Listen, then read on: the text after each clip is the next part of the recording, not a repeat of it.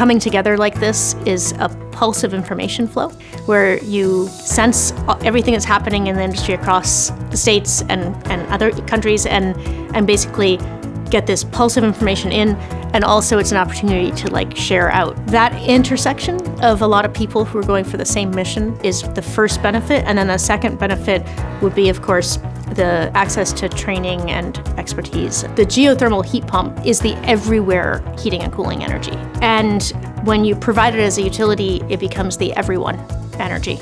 Happy International Geothermal Month.